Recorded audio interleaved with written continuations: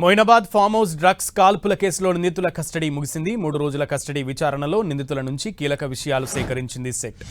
Drugs కాల్పులకు దారితీసిన కారణాలపై నిందితులను ప్రశ్నించింది. డ్రగ్స్ మూలాలు, పెడ్లర్ల నెట్వర్క్పై సమాచారం సేకరించిన సెట్ అధికారులు నిందితులతో లింక్స్ ఉన్న మరో 4గురిని గుర్తించారు. జూబ్లీ హిల్స్ కు చెందిన డాక్టర్ బాలాజీ అనే వ్యక్తిని అరెస్టు చేసి మరో 3 కోసం గాలింపు చర్యలు ముమ్మరం చేశారు. మొయినాబాద్ ఫామ్ హౌస్ ను డాక్టర్ బాలాజీ డెన్ గా ఏర్పాటు చేసుకున్నారని పోలీసుల విచారణలో తేలింది.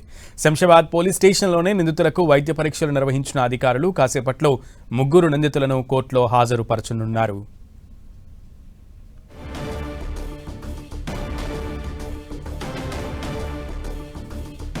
మొయినాబాద్ ఫామ్ హౌస్ ను డెన్ గా ఏర్పాటు చేసుకున్నట్లుగా బాలాజీ మీద ఈ ప్రధాన ఆరోపణగా ఉంది. కాసేపట్లో 3 నిందితులను కోర్టులో హాజరుపరచనున్నారు. 3 రోజుల కస్టడీ ముగియనుండటంతో 3 నిందితులకు వైద్య పరీక్షలు జూబ్లీహిల్స్ లోనే నిర్వహించిన అనంతరం కాసేపట్లో కోర్టు ముందు 3 నిందితులను కూడా హాజరుపరచనున్నారు.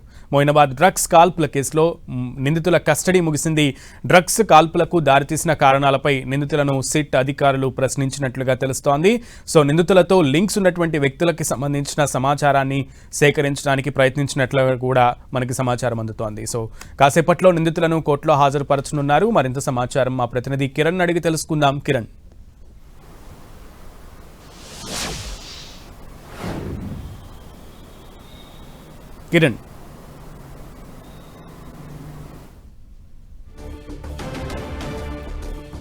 మొయినాబాద్ ఫామ్ హౌస్ ను బాలాజీ అనే వ్యక్తి డెన్ గా మార్చుకున్నట్లుగా సిట్ అధికారులు భావిస్తున్నారు. 3 రోజుల విచారణలో కీలకమైన విషయాలను సిట్ అధికారులు సేకరించారు. నిందితులతో లింక్స్ ఉన్నటువంటి మరో 4 వ్యక్తులను కూడా గుర్తించారు. వారి కోసం గాలిస్తున్నారు. ఇక మరింత సమాచారం మా ప్రతినిధి కిరణ్ అడిగి తెలుసుకుందాం. కిరణ్, మొయినాబాద్ ఫామ్ హౌస్ కేసులో 3 నిందితులకు సంబంధించిన కస్టడీ ముగిసినట్టుగా మనం చెప్పుకోవాల్సి ఉంటుంది. ఇక ఈ కేసుకు సంబంధించి కూడా 3 రోజుల పాటు ప్రధాన నిందితులు మాజీ ఎమ్మెల్యే పైలట్ రెడ్డితో పాటు అతడి సోదరుడితో పాటు మరొక వ్యక్తిని కూడా 3 రోజుల పాటు విచారించినట్టుగా మనం చెప్పుకోవాల్సి ఉంటుంది. ఇక ఈ కేసుకు సంబంధించి కూడా 3 రోజుల కస్టడీ విచారణలో చాలా కీలక విషయాలను సిట్టు బృందం వెలుగులోకి వచ్చినట్టుగా మనం చెప్పుకోవాల్సి ఉంటుంది. కేవలం ఆ రోజు పార్టీయే కాకుండా కూడా గతంలో అనేక సందర్భాల్లో కూడా అక్కడ డ్రగ్స్ పార్టీలో జరిగినట్టుగా సిట్టు బృందం గుర్తించింది. ముఖ్యంగా అభిషేక్ సింగ్తో పాటు మరొక డ్రగ్ పెళ్లకు సంబంధించిన లింక్స్ను కూడా ట్రేస్ అవుట్ చేసినట్టుగా మనం చెప్పుకోవాల్సి ఉంటుంది. ఇప్పటి వరకు కేసులో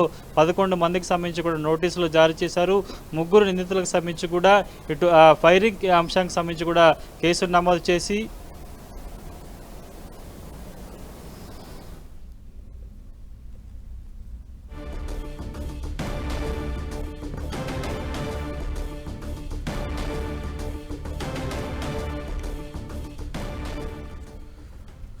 మొయినాబాద్ డ్రగ్స్ అండ్ కాల్పుల కేసుకు సంబంధించి నిందితుల కస్టడీ 3 రోజుల పాటు ముగిసింది. ఈ కస్టడీలో కీలక విషయాలను సిట్ అధికారులు రాబట్టినట్లుగా తెలుస్తోంది. ముఖ్యంగా 3 నిందితులకు లింక్స్ ఉన్నటువంటి మరో 4 వ్యక్తుల సమాచారాన్ని కూడా సిట్ అధికారులు సేకరించారు. వారి కోసం ప్రజెంట్ గాలిస్తున్నట్లుగా తెలుస్తోంది.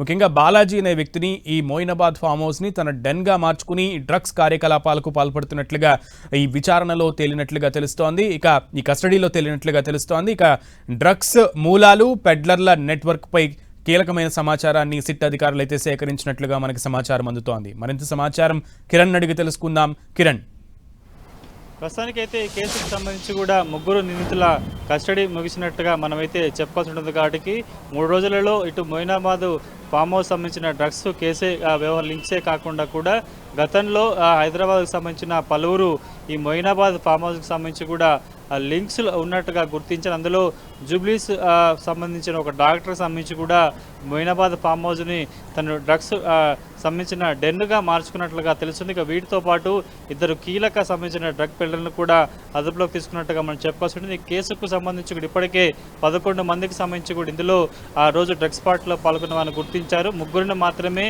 ఇటు ఆ రోజు ఫైరింగ్ సంబంధించిన వ్యవహారంలో వారి మీద కేసు నమోదు చేసి రిమాండ్ చేసిన నేపథ్యంలో లోతుగా దర్యాప్తు చేయాలంటూ కూడా పూర్తి స్థాయిలో ఇందుకు సంబంధించి ముగ్గురిని కస్టడీలోకి తీసుకొని విచారించిన అవసరం ఉందని చెప్పిన పరిస్థితి కనిపిస్తుంది. కేవలం ఇటు సిట్ అధికారులు వారిని 10 రోజులకు సంబంధించిన కస్టడీ అడిగితే కేవలం 3 రోజుల పాటు మాత్రమే రాజేంద్రనగర్ కోర్టు వారికి అనుమతి ఇచ్చిన నేపథ్యంలో ప్రస్తుతానికైతే 3 రోజుల కస్టడీలో చాలా కీలక విషయాలు రాబట్టి ప్రయత్నం చేస్తున్నట్టు తెలుస్తుంది. కాబట్టి మరికొన్ని రోజుల కస్టడీ కోరుతూ మరొకసారి పిటిషన్ దాఖలు చేసే అవకాశం ఉన్నట్లు తెలుస్తుంది. కాబట్టి ఈ 3 రోజుల వ్యవహారంలో పైలిత్రెడ్డికి సంబంధించిన ఫామ్ హౌస్కి సంబంధించిన వ్యవహారమే కాకుండా కూడా అతడికి ఎన్నిసార్లు డ్రగ్స్ ఎవరెవరు తీసుకొచ్చారు, ఎవరు అందించారనే సమాచారాన్ని కూడా సేకరించారు. మొదటి నుంచి కూడా ఈ కేసుకు సంబంధించి తప్పుదోవ పట్టించే ప్రయత్నం ఇటు కొంతమంది చేస్తే, కానీ ఆ కేసుకు సంబంధించి శరత్ అనే డ్రైవరే హైదరాబాద్ కేంద్రంగానే కొకైన్ను పలుమార్లు కొనుగోలు చేసి మొయినాబాద్కు తీసుకొచ్చే పార్టీల్లో పాల్గొన్న వారికి ఇచ్చినట్టుగా గుర్తించారు. కాబట్టి ప్రస్తుతానికి అభిషేక్ సింగ్ అనే వ్యక్తిని మొదటగా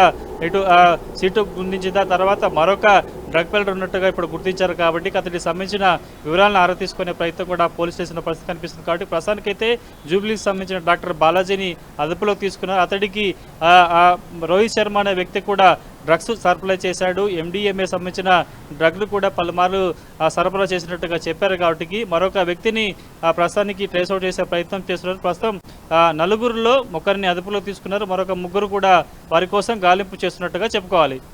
ఓకే కిరణ్, థ్యాంక్ యూ.